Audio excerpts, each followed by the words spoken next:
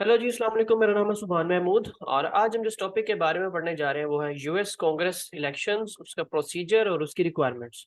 अब कांग्रेस के जो इलेक्शंस है उसके बारे में पढ़ना क्यों ज़रूरी है? क्योंकि Congress is responsible for all the legislation that is made in United States of America. Congress हर उस कानून साजी का रिस्पॉन्सिबल है जो कि यूनाइटेड स्टेट्स ऑफ अमेरिका में हो रही है। सो कांग्रेस किस तरह बनी हुई है, क्या इसकी ये चीज़ें, इसके बारे में भी देखेंगे। और फिर इनके जो लोग इसके अंदर होते हैं वो किस तरह इलेक्ट होकर आते हैं और जनरल रिक्वायरमेंट्स क्या है वो भी पढ़ेंगे। और पॉलिटिकल साइंस के अंदर ये बड़ा इंपॉर्टेंट टॉपिक है क्योंकि इससे रिलेटेड एमसीक्यूज काफी आ रहे थे और इससे रिलेटेड लॉन्ग क्वेश्चन भी आ रहा होता है। चलें जी, इसको स्टार्ट करते हैं। सबसे पहले तो कांग्रेस को समझते हैं कि कांग्रेस क्या है। कांग्रेस एक बाय कैमरल लेजिस्लेचर है। बाय कैमरल लेजिस्लेचर का मतलब है कि कांग्रेस जो है वो दो हिस्सों में बटा हुआ है, दो हाउसेस के अंदर बटा हुआ है। एक हाउस है जिसको हम बोलते हैं सेनेट, और एक हाउस है जिसको हम बोलते हैं हाउस ऑफ रिप्रेजेंटेटिव। ठीक है। जो सेनेट है उसको अपर हाउस कहते हैं और जो हाउस ऑफ रिप्रेजेंटेटिव है उसको लोअर हाउस कहते हैं। हालांकि सेनेट के अंदर 100 मेंबर्स हैं फिलहाल। अभी यूएस के अंदर टोटल 50 स्टेट्स हैं, तो हर स्टेट से दो मेंबर्स जो हैं वो सेनेट का पार्ट बनते हैं जो कि फेडरल लेवल पे है। फिर हाउस ऑफ रिप्रेजेंटेटिव्स, उसके अंदर टोटल इस वक्त 438 मेंबर्स हैं। तो इसका मतलब है कि ये हर जो स्टेट है उससे डिफरेंट नंबर ऑफ मेंबर्स जाते होंगे एक house of representative. House of representative असल में फेडरल लेवल पे एक ही है, तो हर स्टेट से जितनी स्टेट बड़ी है उसके उतने ज्यादा मेंबर्स हाउस ऑफ रिप्रेजेंटेटिव में होंगे। जैसे कि न्यूयॉर्क के टोटल 43 मेंबर जो है वो 48 मेंबर जो है वो हाउस ऑफ रिप्रेजेंटेटिव का पार्ट है। और जो डेलावेयर स्टेट है उसके सिर्फ 3 मेंबर जो है वो हाउस ऑफ रिप्रेजेंटेटिव का पार्ट है। हालांकि दोनों अलग अलग स्टेट्स हैं। सो इनमें हाउस ऑफ रिप्रेजेंटेटिव में सेम काइंड ऑफ वो नहीं होती, पार्टीशन नहीं होती इन केस ऑफ नंबर्स। दूसरी बात ये कि सेनेट जो है वो बहुत इंपॉर्टेंस इख्तियार कर चुका हुआ है पिछले कुछ अरसे में, और जितने भी इंपॉर्टेंट बिल्स हैं जो कि इंपॉर्टेंट लेजिस्लेशन है वो कहाँ से, वो सेनेट से ही इनिशिएट की गई हैं। क्योंकि हाउस ऑफ रिप्रेजेंटेटिव में लोग इतने ज्यादा हैं तो वहां पर कुछ भी बिल इनिशिएट करने के लिए बहुत लोगों की सहमति चाहिए होती है, बहुत लोगों का इतराजात होते हैं, तो उसको करते करते हाउस ऑफ रिप्रेजेंटेटिव इतना एफिशिएंट नहीं रहा। लेकिन सेनेट जो है वो बहुत एफिशिएंट है इस मामले में, क्योंकि थोड़े लोग हैं, जल्दी बात मानी जाती है, जल्दी बात लोगों के अंदर कंसेंट बन जाता है, तो इजीली चीजें हो जाती हैं। सो सेनेट ही यूजली रिस्पॉन्सिबल है आजकल सारी किस्म की लेजिस्लेशन के लिए। लेकिन जो मनी बिल है वो हमेशा हाउस ऑफ रिप्रेजेंटेटिव में आता है। बाकी जो है ना, बाकी ज्यादातर इंपॉर्टेंट लेजिस्लेशन सेनेट में होती है, इसलिए हम सेनेट के बारे में ही ज्यादा पढ़ेंगे। हाउस ऑफ रिप्रेजेंटेटिव के बारे में ऐसा जितना इंपॉर्टेंट ना क्वेश्चन आता है ना पढ़ने की जरूरत है। सो सेनेट की पावर्स भी कॉम्प्रोमाइज हुई हुई है प्रेसिडेंट की वीटो से। और judicial review of supreme court, अब प्रेसिडेंट का वीटो, इसके बारे में पिछली वीडियो में पावर ऑफ प्रेसिडेंट में ये बता चुका हूँ कि इस क्या तरीका होता है, लेकिन वो अभी भी डिस्कस कर लेते हैं। प्रेसिडेंट का वीटो ये होता है कि सेनेट से अगर कोई बिल पास होके, लेट अस सेनेट से हमेशा बिल पास होके प्रेसिडेंट के पास जाता होता है। ठीक है। अब प्रेसिडेंट के पास ये अथॉरिटी होती है कि वो चार तरह से उस बिल के ऊपर रिएक्ट करे। पहला ये कि वो बिल उसको पास कर दे और वो सेनेट का वो बिल कानून बन जाएगा। दूसरा वो है कि वो उस कानून को रिजेक्ट कर दे और वो बिल रद्द हो जाएगा। तीसरा ये है कि वो उस बिल के ऊपर कुछ भी रिएक्ट ना करे 10 दिन तक, तो वो बिल खुद ब खुद ही पास हो जाएगा, अगर कांग्रेस जो है वो सेशन में नहीं है। अगर अगर कांग्रेस सेशन में है और फिर भी उसने 10 दिन के अंदर रिएक्ट नहीं किया तो क्या होगा कि वो बिल खुद ब खुद ही खत्म हो जाएगा। सो ये, बट ये इस थोड़ा कंफ्यूजिंग चीज है। अगर आप मेरी प्रेसिडेंट वाली पावर वाली वीडियो में देखेंगे तो वहां पर मैंने बड़ी डिटेल से इसको समझाया हुआ है। अभी सिर्फ इतना कॉन्सेप्ट ले लें कि प्रेसिडेंट के पास ये अथॉरिटी होती है कि सेनेट कोई भी फैसला करे तो वो क्या कर सकता है, वो अपनी वीटो पावर के जरिए उस फैसले को खत्म करवा सकता है। फिर judicial review, let us suppose senate कोई ऐसा बिल पास कर देता है जो कि ह्यूमन राइट्स के खिलाफ है, जो कि लोगों की बालादस्ती के खिलाफ है, तो जुडिशियल रिव्यू क्या करेगा, वो सुप्रीम कोर्ट जो सुप्रीम कोर्ट जो है वो जुडिशियल रिव्यू के जरिए उस फैसले को खत्म कर सकता है। और सेनेट के कुछ लोगों को भी कोर्ट बुला बुला सकता है और उनको कह सकता है कि ये जो रूल आपने पास किया है ये इसको हम वो नलीफाई हम करते हैं और इसको खत्म करते हैं। या उसमें वो ये कह सकता है कि इसके अंदर ये चेंजेस करके इसको दोबारा से पास किया जाए। तो जुडिशियल रिव्यू जो है वो एक बहुत बड़ी अथॉरिटी है सुप्रीम कोर्ट के पास। जुडिशियल रिव्यू के बारे में एक पूरी अलग से वीडियो है, वो वहां से जाके आप देख सकते हैं। अच्छा जी, सेनेट की कंपोजिशन अभी मैंने आपको बताया कि 100 मेंबर्स हैं, equal representation from 50 states. 50 states में से जो दो दो लोग हैं हर स्टेट में से, वो सेनेट के अंदर जाते हैं। और ये जो सेनेट के लोग हैं वो 17th अमेंडमेंट के बाद से डायरेक्टली लोग इलेक्ट करते हैं। इससे पहले लोग इलेक्ट नहीं करते थे, इससे पहले स्टेट लेजिस्लेटर जो होता था, जो स्टेट है। अब देखें, जो अभी हम कांग्रेस की बात कर रहे हैं, ये फेडरल लेवल पे एक सेनेट है सिर्फ, मतलब एक सेनेट हाउस है, उसके अंदर ये 100 लोग जो है डिफरेंट डिफरेंट स्टेट से हैं। और हर स्टेट का अपना लेजिस्लेटर भी होता है, जहां पर कानून साजी होती है स्टेट लेवल पे। मतलब स्टेट के कुछ मैटर्स हैं जो छोटे मोटे, जैसे पेट्रोल का क्या रेट होना चाहिए, गंदम का क्या रेट होना चाहिए, ये सारी कानून साजी। अगर कोई, जैसे अभी भी कुछ स्टेट्स में कहीं पर प्रोस्टिट्यूशन अलाउ है, कहीं पर प्रोस्टिट्यूशन अलाउ नहीं है, तो ये जो है कुछ रूल्स जो है ना, ये कुछ पावर्स जो है वो स्टेट लेजिस्लेटर के हाथ में भी है, जो स्टेट कानून बनाती है अपनी स्टेट के रहने वाले लोगों के लिए।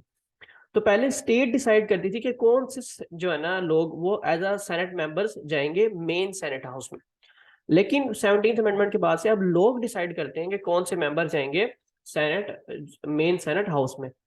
इसकी एक वजह मेन भी ये है कि पहले क्योंकि जो स्टेट लेजिस्लेटर होता था वहां पर हर बंदा इसी जंग में लगा होता था कि मैं एज अ सेनेटर वहां पर पहुंच जाऊं, और जो भी वहां जाता है उसकी ऑब्वियसली वैल्यू बहुत बढ़ जाती है, और वो एक स्टेट लेवल से नेशनल लेवल पे चला जाता है। तो इतनी ज्यादा टग ऑफ वॉर चल रही होती थी कि फिर आखिर क्या होता था कि वो सीटें खाली रह जाती थी और कोई भी नाम स्टेट लेजिस्लेटर की तरफ से जाया ही नहीं पाता था।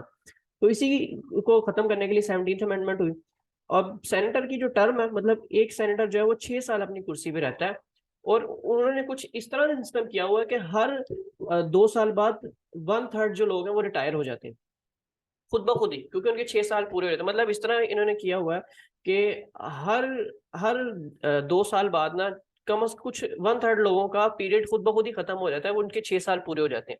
इस तरह क्या रहता है कि हर 2 साल बाद जो है सेनेटर्स के इलेक्शंस होते रहते हैं, और जो सेनेट रिटायर हो जाए वो री इलेक्शन होकर दोबारा भी आ सकता है। तो इस तरह हर सेनेटर को ये भी होता है कि मैंने अच्छी परफॉर्मेंस देनी है, अच्छी कानून साजी करनी है, ताकि वो क्या कर सके, ताकि लोग उसको री इलेक्ट करें और वो जाके लोगों की दोबारा से बात वहां पर कन्वे करें। तो परमानेंट बॉडी, इसको रिजॉल्व नहीं किया जा सकता। मतलब कि जैसे कि पाकिस्तान में होता रहा है कि हमेशा जो भी असेंबली बनती थी उसको डिसॉल्व कर दिया जाता था।